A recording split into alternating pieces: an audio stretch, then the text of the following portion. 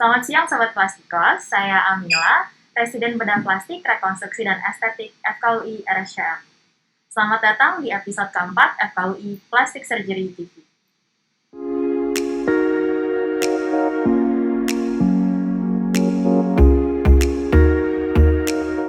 Hari ini kita kedatangan narasumber yang sangat ahli di bidangnya, yaitu staf bedah plastik FKUI RSCM, konsultan bedah mikro atau microsurgery, Dr. Parintosa Atmodiwiryo, spesialis bedah plastik, rekonstruksi dan estetik, konsultan, atau yang akrab disapa Dr. Ocha.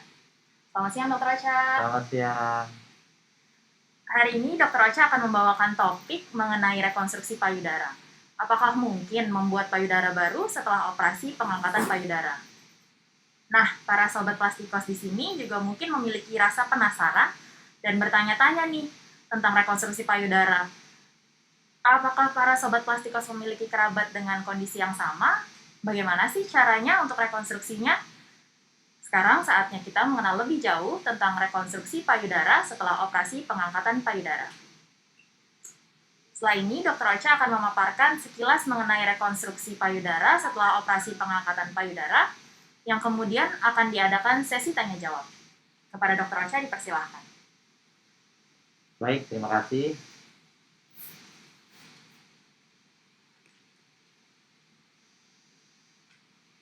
Ya, jadi kalau kita mengenal rekonstruksi, maka kita akan mengenal anak tangga rekonstruksi yang dimulai dari anak tangga termuda ke bawah sampai dengan anak tangga tertinggi yang dikatakan sebagai pre-flap atau pre-tissue transfer atau pre-tissue transfer.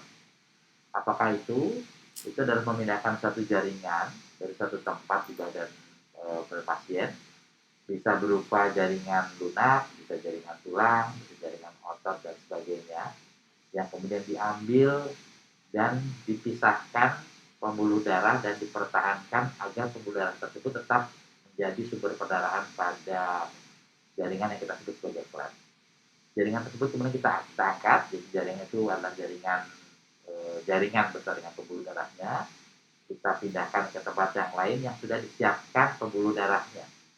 Pembuluh darah tersebut kemudian kita sambung, ada satu arteri yang memberikan makan pada jaringan tersebut, serta ada vena, bisa venanya 1, 2 atau lebih, yang merupakan aliran balik dari jaringan tersebut. Yang kemudian jaringan tersebut sudah diperdarahi dengan cara melakukan anastomosis atau menyambungkan pembuluh darah dengan teknik bedah mikro, dibantu dengan mikroskop dan alat-alat yang sangat detail dan kecil. Dan kemudian setelah aliran darahnya kembali seperti normal dengan aliran masuk arteri dan aliran balik vena, flap atau jaringan tersebut kemudian diinserting atau ditempatkan sesuai dengan kebutuhannya. Nah, pre-tissue transfer itu untuk apa saja? Banyak sekali bisa digunakan. Salah satunya adalah untuk merekonstruksi payudara seperti yang kita akan bicarakan sekarang. Mengapa begitu penting rekonstruksi payudara? Karena seringkali rekonstruksi payudara ini membuat galau pada penderitanya, penderita yang kehilangan payudara akibat pengangkatan tumor payudara. Berbagai macam teknik yang bisa dilakukan pada operasi rekonstruksi payudara ini. Yang paling sering dikerjakan oleh sejawat bedah plastik adalah satu transplant, memindahkan jaringan dari kulit dan lemak di perut, di abdomen, kemudian pembuluh darahnya yang melekat pada otot rectus abdominis juga diangkat beserta dengan ototnya, kemudian dipindahkan ke payudara. Nah, ini jadi yang diangkat tentu saja tidak hanya jaringan dan pembuluh darah saja, tapi juga membawa serta ototnya, sehingga otot darah tersebut menjadi hilang dan memiliki kelemahan sehingga seringkali timbul komplikasi yang tentu saja akan bisa diminimalisir dengan teknik-teknik tambahan. Kemudian yang paling sering dikerjakan juga adalah melakukan operasi yang kita sebut sebagai DIEP flap. DIEP flap ini berbeda dengan teknik transplant.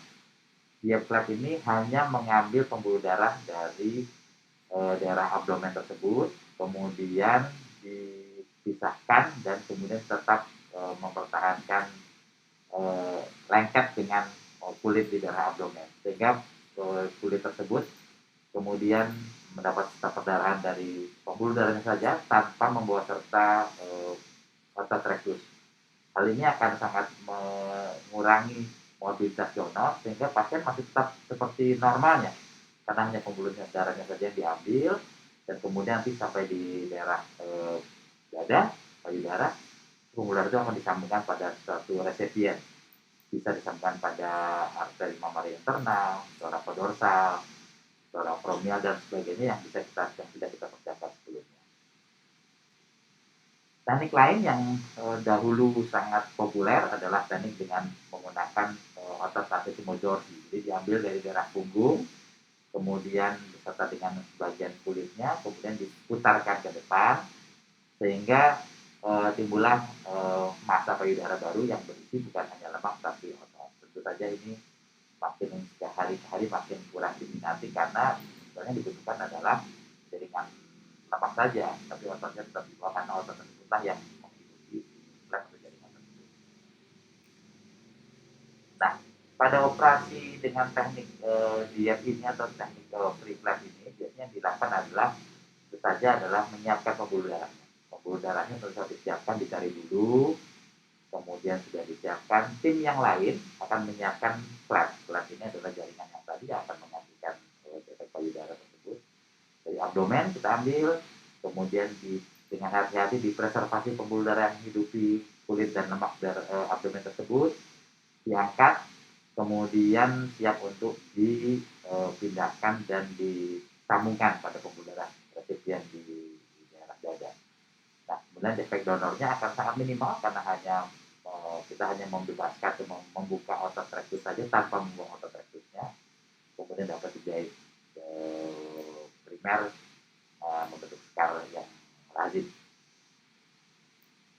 Kemudian flap ini kita disambungkan dengan anatomosis secara microsurgery dengan pembesaran mikroskop, juga dengan alat-alat yang sangat detail, serta pembuluh darah yang besarnya sekitar ukuran 80 atau 90 yang kira-kira setipis rambut, sehingga dia akan mengurangi risiko terjadinya trombosis atau pembekuan akibat penjahitan yang kurang sempurna. Baik.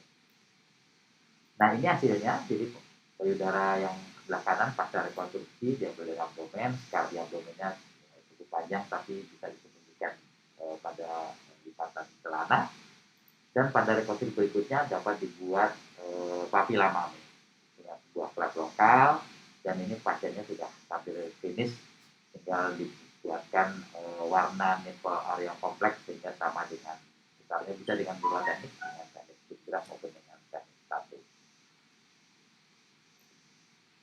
Ya, demikian mudah-mudahan cukup jelas apa yang kami sampaikan. Gitu, Amila.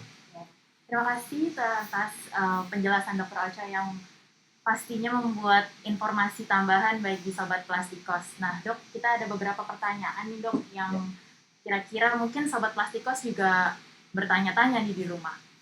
Seberapa penting sih, Dok, sebenarnya operasi rekonstruksi payudara itu, terutama pada saat sehabis operasi ya gitu, Dok? Bisa ceritakan pengalaman dokter mengenai pasien-pasien tersebut, Dok? Baik, jadi operasi payudara ini bukan sekedar operasi rekonstruksi saja, tetapi sangat berhubungan juga dengan emosi, dengan rasa percaya diri. Kami pernah bertemu dengan salah satu grup penderita kanker payudara yang banyak bercerita mengenai pengalaman mereka ketika habis operasi pengangkatan payudara. Katanya mereka bercerita bahwa tentu saja saya tidak merasakan ya karena saya lelaki, tapi mereka merasakan bahwa mereka seperti dimutilasi, dihilangkan organ tubuh pentingnya, bangun-bangun dari kamar operasi kehilangan sesuatu yang sangat sangat mengecewakan buat mereka. Mereka sudah membayangkan bahwa hari juga akan mengecewakan pasangannya, kemudian membayangkan bahwa apa yang mungkin terjadi dan sebagainya. Pikirannya berputar sehingga secara psikologis dia akan sangat terganggu. Tetapi juga ada masalah dari keluhan. Keluhan yang fisik adalah karena tidak ada bantalan pada payudara ketika berbaring, tiduran, tengkurap misalnya, dia akan merasa nyeri. Kalau pakai baju karena sebelahnya ada jaringan lemak payudara, sebelah kirinya tidak ada, itu akan sangat nyeri, kemudian berdiri juga tidak nyaman dan sebagainya. Banyak sekali yang jadi keluhan kalau payudara ini pada perempuan tidak direkonstruksi. Jadi termasuk dari psikologisnya juga berpengaruh ya, Iya. Dok. Untuk pertanyaan berikutnya nih, Dok, perlu dilakukan rekonstruksi langsung atau kita harus nunggu dulu sih, Dok? Ya, jadi kalau semua perempuan sih pinginnya operasinya langsung katanya, langsung karena pinginnya bangun-bangun masih memiliki sesuatu di payudaranya. Tetapi memang tentu saja karena ini biasanya adalah pasien berhubungan dengan tumor, keganasan, tentu utamanya adalah seberapa besar resiko atau seberapa mungkin bahwa tumor yang diangkat itu bersih. Sehingga itu sangat menentukan bahwa rekonstruksinya perlu dilakukan segera atau tidak. Apabila tumornya dilakukan dengan bersih, mungkin hanya tertinggal namanya mikrotumor, yang sangat kecil yang kemudian bisa dilakukan dieradikasi dengan kemoterapi atau radiasi, maka operasi dengan cara langsung setelah pengangkatan tumor payudara akan sangat memberikan efek psikologis yang baik.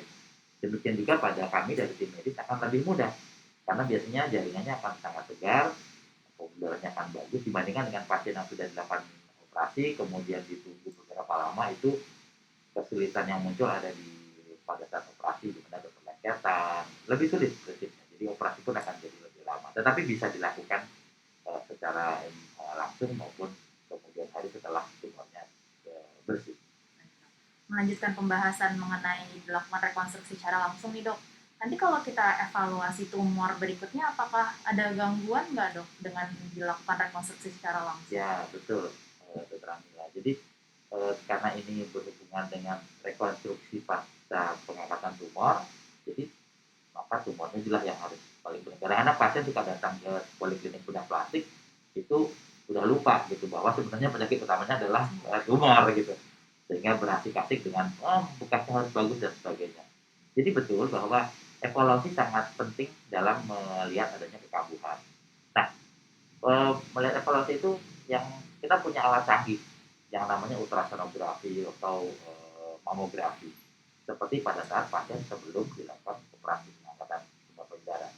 Jadi karena dia bentuknya seperti payudara, kemudian juga isinya adalah kulit dan jaringan soft tissue lemak, maka akan sangat mudah sekali teman sejawat kita dari radiologi untuk mengidentifikasi adanya jaringan lain selain jaringan soft tissue tersebut.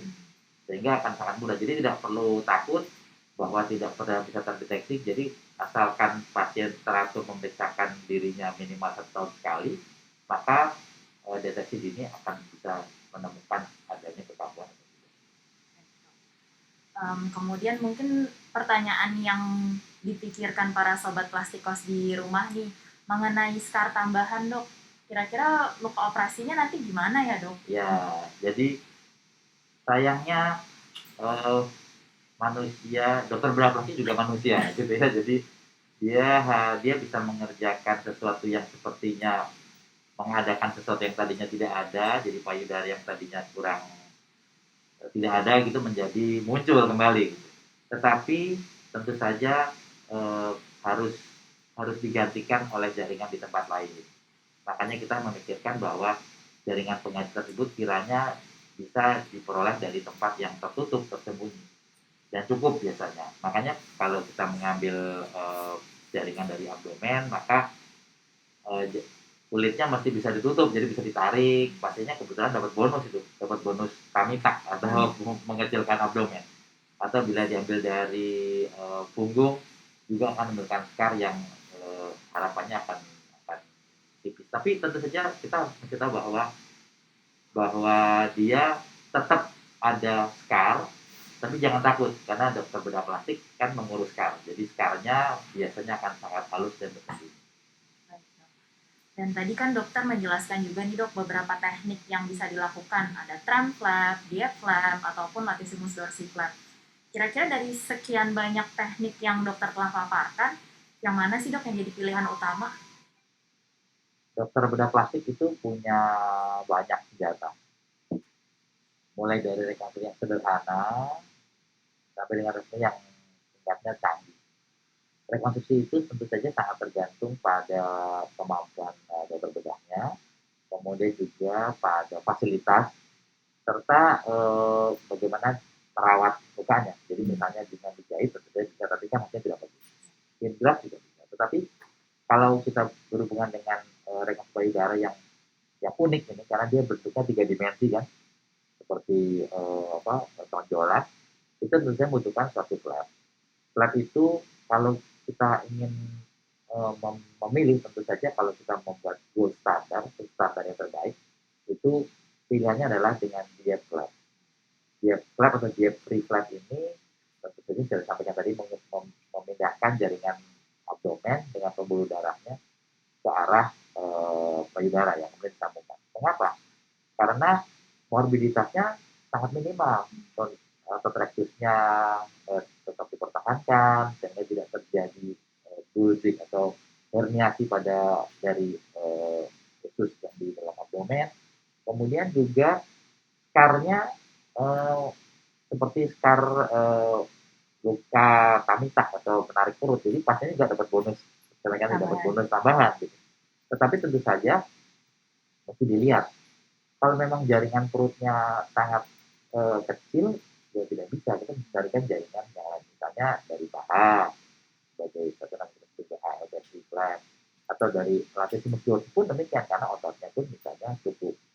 Kalau prinsipnya adalah kita mesti menanyakan pada pasien mana yang dibutuhkan. Misalnya pasiennya seorang atlet gitu ya, tentu saja dia tidak mau kehilangan otot-otot daerah lapis meninjau karena dia seorang maintenance, ya tentu saja itu bukan pilihan. Jadi sangat pada pasien. Jadi ada pasien juga yang memang dari awal saya nggak mau perutnya dia bakakan, tetap mau bersih, dia memilih untuk menggunakan dari tempat lain. Jadi kalau kita bicara yang terbaik secara buku dan statistik, itulah dia lab yang terbaik.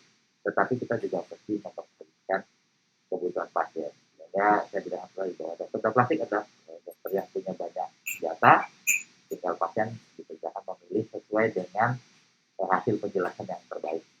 Demikian. Satu pertanyaan tambahan nih dok, kalau misalnya pasiennya setelah itu diradiasi, aman nggak sih dok labnya?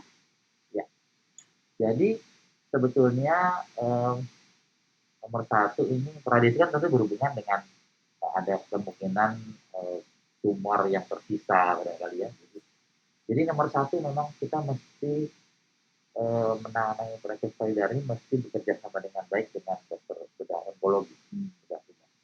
Jadi kita harus si pasien harus menentukan memilih dokter onkologi yang sangat kompeten, browsing saja gitu ya, kemudian memiliki pengetahuan akan keilmuan yang terbaru, apa saja yang bisa digunakan sebagai modalitas tumornya, dan memiliki mata di tangannya dokter bedah tumor, jadi dia bisa dokter bedah tumornya akan bisa melihat jaringan mana jaringan tumor yang tersisa yang harus diangkat, kemudian batang sayapnya jaringan baik, sehingga harapannya sih tidak perlu lagi radiasi dan sebagainya karena ketika diperiksa maka jaringannya sudah tumor. Tetapi pada kasus-kasus yang sudah agak terlambat gitu, itu memang radiasi juga diperlukan.